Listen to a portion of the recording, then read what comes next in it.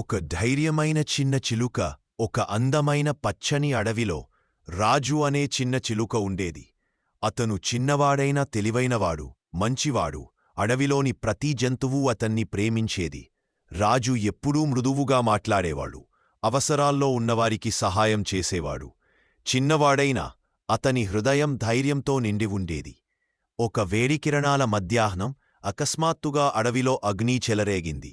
పొగతో గాలి నిండిపోయింది. జంతువులంతా భయపడిపోయి పరుగులు తీశాయి. కాని రాజు మాత్రం పారిపోలేదు. అతను నది వద్దకు వెళ్లి తన చిన్న నోట్లో నీళ్లు పెట్టుకుని తెచ్చి మండుతున్న చెట్లపై వేశాడు.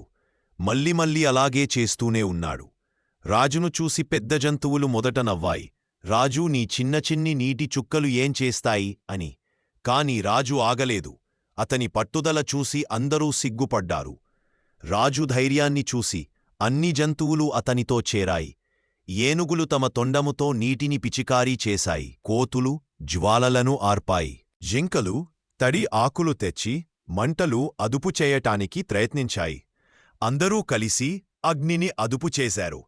చివరకు అగ్ని ఆరిపోయింది. అడవి రక్షించబడింది.